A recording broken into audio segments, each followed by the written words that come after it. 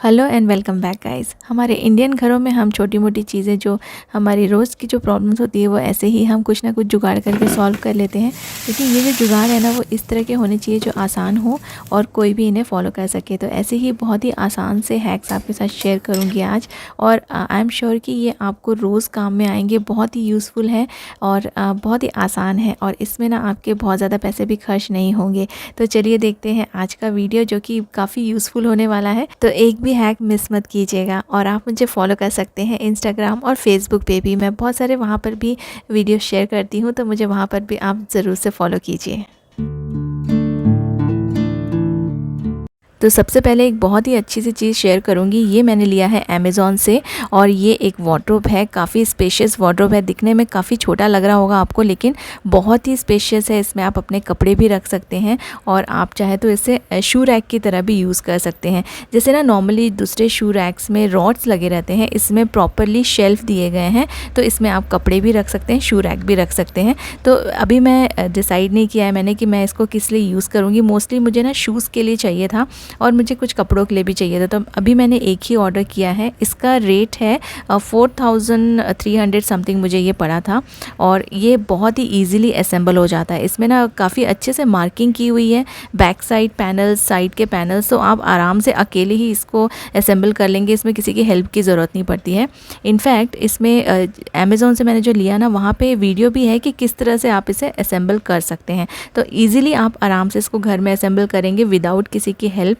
और मुझे ये काफ़ी अच्छा लगा। इसको मोस्टली मैं यूज़ करने वाली हूँ शूज़ रखने के लिए, और एक और मैं परचेज़ करूँगी क्योंकि ये मुझे बहुत ज़्यादा अच्छा लगा अपने कपड़े रखने के लिए। स्पेशली किड्स के जो कपड़े रहते हैं, स्कूल के यूनिफॉर्म्स या उनके नॉर्मली जो वो घर में पहनते हैं, ये सारी चीज़ें रखने के लिए बहुत ही अच्छा है ये। और अगर आपको बुक्स वगैरह रखने के लिए चाहिए ना, तो ये बुक्स रखने के लिए मतलब आप इसमें कुछ भी रख सकते हैं। मुझे ये बहुत अच्छा लगा। काफ़ी स्टडी है, हिलता भी नहीं है, और ईज़िली आप एक प्लेस से दूसरे प्लेस इसको मूव कर सकते हैं।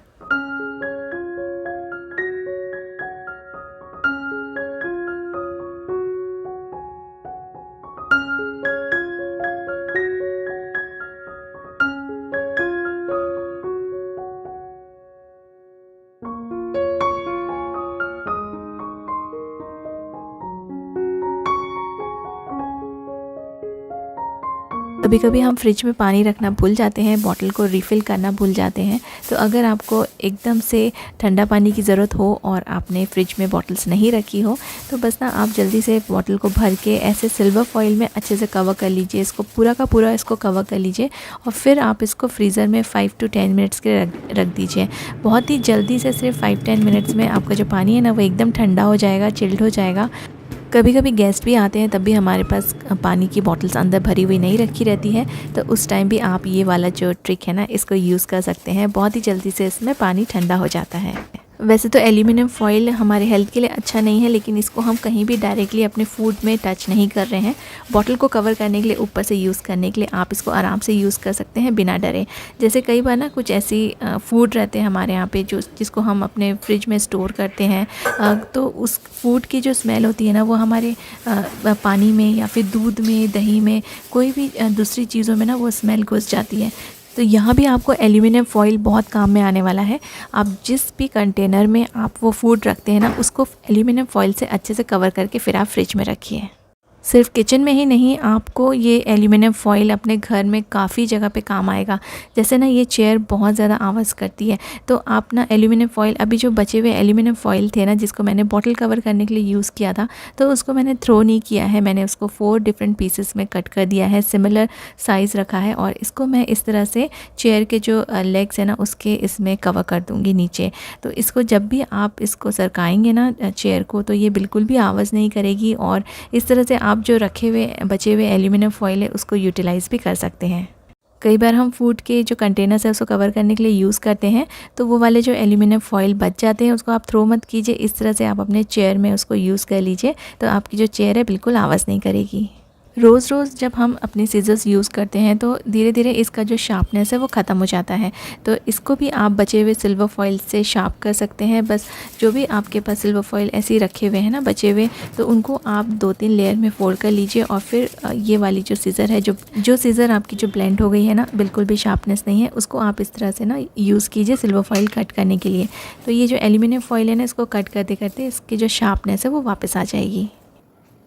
अपने फर्नीचर्स को डेकोरेट करने के लिए हम नई नई चीज़ें ख़रीदते हैं, जैसे कि सोफ़े के कवर्स ख़रीद लेते हैं और रनर्स ख़रीद लेते हैं अपने कॉफ़ी टेबल के लिए, डाइनिंग टेबल के लिए, और ये बहुत सुंदर भी लगते हैं। लेकिन बहुत सारे पैसे भी हमको वेस्ट करने पड़ते हैं, बहुत सारे पैसे लगाने पड़ते हैं ये सारी चीज़ें ख़रीदने में। जैसे ये रनर मैंने लिया था 600 रुपीज़ में, बहुत ही सुंदर है, लेकिन ना ऐसा लगता है कि काफ़ी सारे पैसे डेकोरेशन में ऐसे ही वेस्ट हो गए। तो इन रनर्स, सोफ़े के कवर्स और कॉफ़ी टेबल के जो भी मैट्स वगैरह हम बाहर से लेते हैं, उनको बाहर से लेने के बदले आप एक बार घर में ज़रूर चेक कर लीजिए। आपके पास कुछ पुराने कवर्स रहेंगे, कर्टन्स रहेंगे, कुछ अच्छे अच्छे प्रिंट वाले कर्टन्स भी रहते हैं जो फट जाते हैं यहाँ वहाँ से।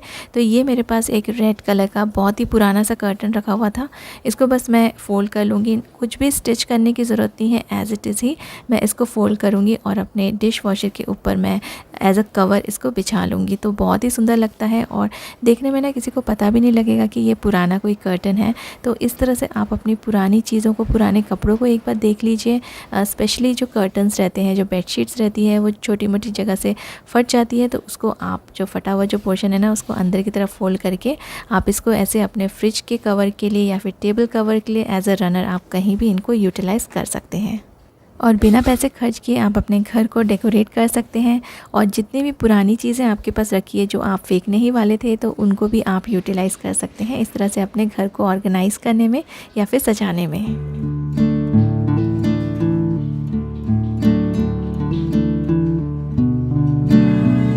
हमारी जो क्लिप्स होती हैं डेली हम इनको यूज़ करते हैं, रबर बैंड्स यूज़ करते हैं, तो ये एक दूसरे में उलझ के रह जाते हैं, मिक्स हो जाते हैं, और फिर एक एक को सेग्रीगेट करो, अलग अलग करो और फिर यूज़ करो ना, इसमें बहुत ज़्यादा समय चला जाता है। तो इसको इस तरह से ऑर्गेनाइज़ कीजिए कि हमेशा ही ये ऑर्गेनाइज़ रहें और आपको जब भी ज़रूरत पड़े तो ये आराम से आप इसमें से निकाल भी सकें और आपको रखने में भी बहुत ज़्यादा परेशानी ना हो। रबर बैंड्स रखने के लिए और क्लिप्स रखने के लिए, तो ये अच्छे से ऑर्गेनाइज़ रहेंगे और इनको ना बार बार आपको देखने की ज़रूरत नहीं पड़ेगी, और आप जब भी यूज़ करेंगे, आपको जब भी इसकी ज़रूरत पड़ेगी तो आप आसानी से इसको निकाल सकते हैं। ये एक दूसरे से उलझेंगे नहीं, मिक्सअप नहीं होंगे, तो इससे आपका ना बहुत सारा समय बचेगा और बार बार आपको इनको ऑर्गेनाइज़ करने की ज़रूरत नहीं है।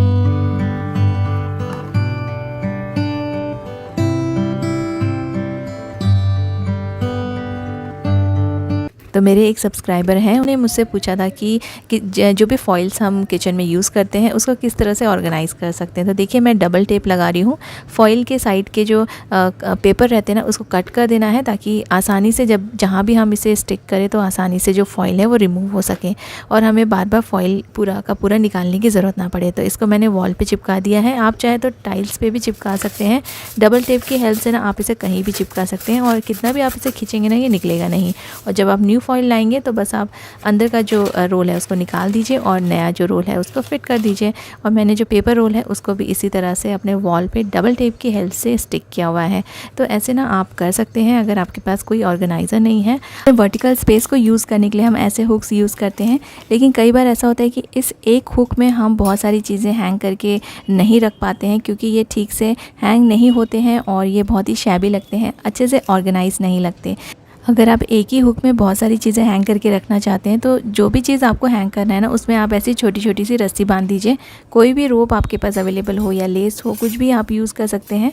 और इसको जब आप हैंग करेंगे ना, तो आप एक ही हुक में काफ़ी सारी चीज़ें हैंग कर पाएंगे और ये अच्छे से हैंग हो जाएगी, दिखने में भी ख़राब नहीं लगेगा और चीज़ें अच्छे से ऑर्गेनाइज भी रहेंगी।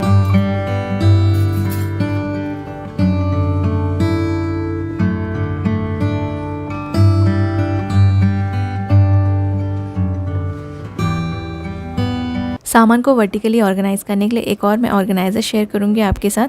वैसे तो ये है वॉल माउंटेड, आप इसको अपने वॉल पे ग्रिल करके भी लगा सकते हैं, वॉल्स पे या फिर टाइल्स पे।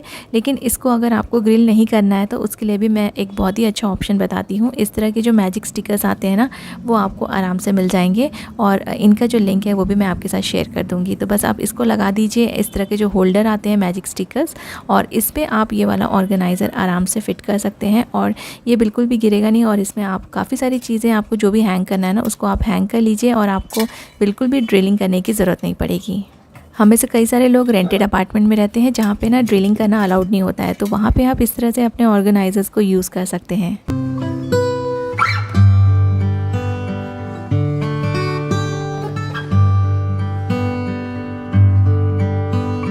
कभी कभी सडनली गेस्ट आने वाले होते हैं और समझ में नहीं आता है कि कटलरीज़ और जो स्पून्स वगैरह है ना, वो उनको किस तरह से हम टेबल पे रखें कि अच्छे भी दिखें और ये लेने में भी आसानी हो। और इनको रखने के लिए कई बार हमारे पास कोई ऑर्गेनाइज़र भी अवेलेबल नहीं होता है, तो बस सिंपली कोई भी कांच का ग्लास ले लीजिए या कोई भी सुंदर सा वाज भी ले सकते हैं आप, फ्लावर वाज भी यूज़ कर सकते हैं, लेकिन बहुत ज़्यादा हाइट का ना हो। और उसके अंदर आप इस तरह से एक नैपकिन लगा दीजिए और उसके बाद आप अपने स्पून्स एंड फोक्स जो भी आपको अरेंज करके रखना है आप इसमें रख सकते हैं। और जल्दी जल्दी में अगर आपको ये सब तैयारी करनी है तो इसको आप आराम से यूज़ कर सकते हैं, बिल्कुल इसमें टाइम नहीं लगेगा। और अचानक से आए हुए गेस्ट को भी ना ये बहुत ही अच्छा लगेगा, ये जो अरेंजमेंट आपने किया है। बस इसको आप किसी भी ट्रे में रख दीजिए या फिर डाइनिंग टेबल पे रख दीजिए, बहुत ही सुंदर सा ये लुक देता है।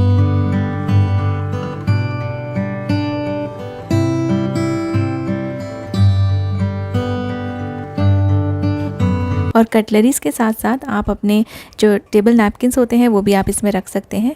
आप अपने टॉवल्स भी रख सकते हैं, या तो आप पेपर नैपकिन्स रखना चाहें, पेपर नैपकिन्स यूज़ करते हैं तो उनको भी आप इस तरह से रोल करके रख दीजिए। तो ये जो ग्लासेस है ना, ये बहुत ही काम आते हैं। आप कोई पुराना ग्लास भी यूज़ कर सकते हैं ये सारी चीज़ अरेंज करने के लिए।